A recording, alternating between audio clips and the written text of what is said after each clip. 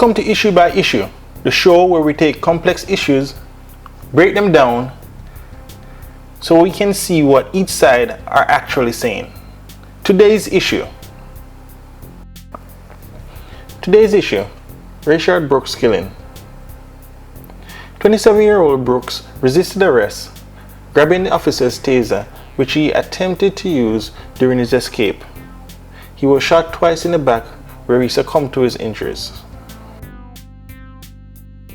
Secondly, why do the police not give, the man says to them, I will walk home. If you're protecting and serving people, what is the true purpose of you not wanting people to drive drunk? It's that you don't want them killing themselves and other people. In this instance, no one had died because of his driving, and he hadn't killed himself because of his driving. And so as a police officer, maybe it's because I live in a utopian world where the police are truly just trying to protect and serve, not trying to write enough tickets, not trying to get enough people arrested, not trying to fill quotas. No, they're trying to protect and serve. In that instance, you would hope a policeman would say, sir, you do not look fit to drive. You said your sister lives around the corner. You said you live, we'll take you home. We didn't find you driving drunk. We found you asleep in a car. So we'll give you the benefit of the doubt. The country. Think about it. Arrest culture is gone way out of hand. And that actually does make it wrong that Rayshard, I think his name was, died at that Wendy's. They didn't have to arrest him just because he was drunk. Yeah, you don't have to let him go. You could send him home in an Uber. You give him a fucking $100 fine. People don't have money these days, especially for a fucking $10,000 DUI when you're not even driving, when you're actually trying to fix the problem by sleeping it off.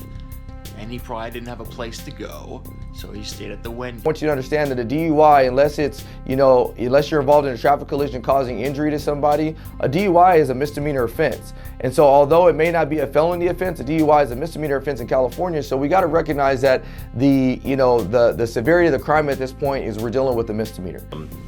Now he's already guilty of loitering and criminal trespass by blocking that, well, I should say potentially criminal trespass, definitely loitering, by blocking that drive-through. He's on private property. He does not have the right to do that. That officer had been hit. He still has a firearm on his side, and the likelihood of him being stomped in the head or having his firearm taken and used against him was a probability.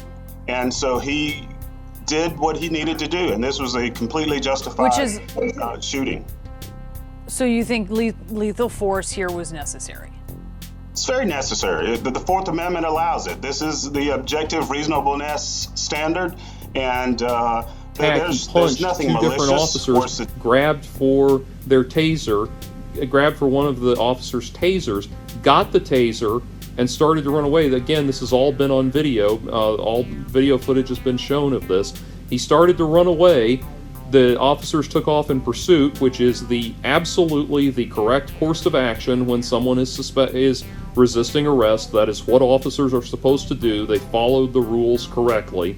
They take off in pursuit. He turns around and fires the taser at one of the officers, at which point he got shot to death. The whole point of you going there was to make sure that people don't die because of whatever's happened. But if the people are going to end up dead anyway, then what's the point?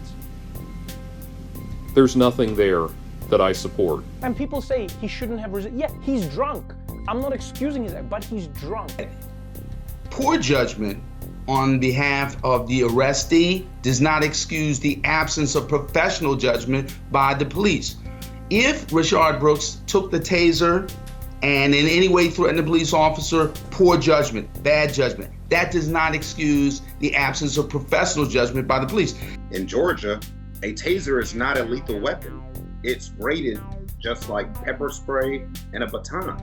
So it's not a lethal weapon. So he had no justification to use deadly force. So last week he was saying a taser is a deadly weapon, but when the scripts are flipped, it's not a deadly weapon. I'm not trying to be biased by this. I just don't know what's going on in this district attorney's head. So they can't say it's not like he was running off with a gun. It's not a deadly weapon. I lose cases against officers who use it on my clients because it's not a deadly weapon. And I'm saying that, they shouldn't have done it. But you just can't have it both ways in this. If it's not a deadly weapon, his life was not in immediate harm. Well, I don't know. I mean, it's immediate harm. Like, his life is not an immediate harm. The guy turned around and fired a taser at him. You don't get to do that to police officers without fear of being shot. The issue wasn't about the use of force. It was about the amount of force used. And always be one level above the person you're fighting. Someone's going hands-on with you, pull out your pepper spray or taser.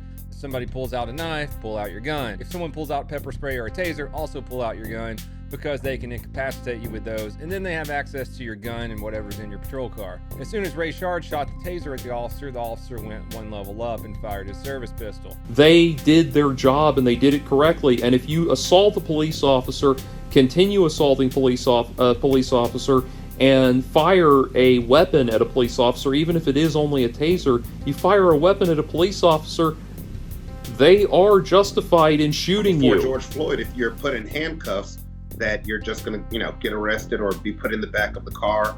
But that didn't happen with George Floyd. And that video is played over and over again. And his wife said they watched it and talked about it and debated about it and, were upset by it. So, he freaked out. And, you never should, of course, touch an officer or fight with an officer. But it's not a death sentence. You're taught and trained that if someone disarms you and takes your taser, and they use that taser on you, that's almost like a death sentence to that officer, because that person who is using the taser against the officer can take his weapon from him and kill him.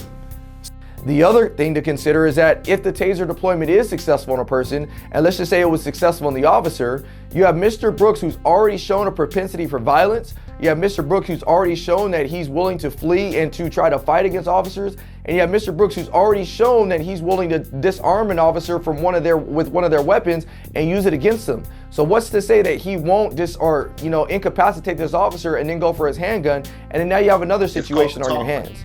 And a lot of African-American parents do it. I got it when I was growing up. You put your hands on the steering wheel as soon as you're pulled over.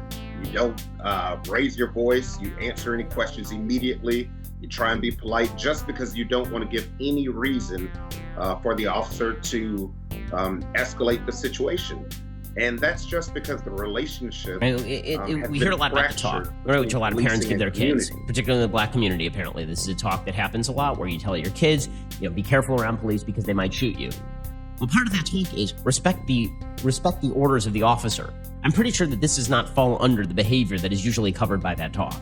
Experienced police officers will tell you, where you have a person who's drunk and you have the car and they flee. Because you have the car, you know where they live. You have the registration. They already had his license. They can go to his home later. It's interesting that it's caused by gunshot wounds of the back, which I think is what has a lot of people, upset. It means that he would have been running away, and presumably means that he wouldn't have been an immediate threat to police Every officers. police officer that I have talked to says this is a good shoot. Every single one. I talked to multiple of them yesterday. So if you don't like this sort of thing, and you don't have to like it, but if you don't acknowledge this sort of thing is covered by normal police officer behavior, then you really shouldn't be in charge of police policy. You really should not. It is up to us to determine what world we want to live in. The job of a police officer is a very difficult job. We must ask ourselves, what are we expecting of the police? Are they to wrestle with everyone that they plan to arrest? Do we have the right to fight the police? What does it mean to be under arrest? If you're under arrest, you should comply. But should the officer had fired those shots? Was it necessary? That's the issue.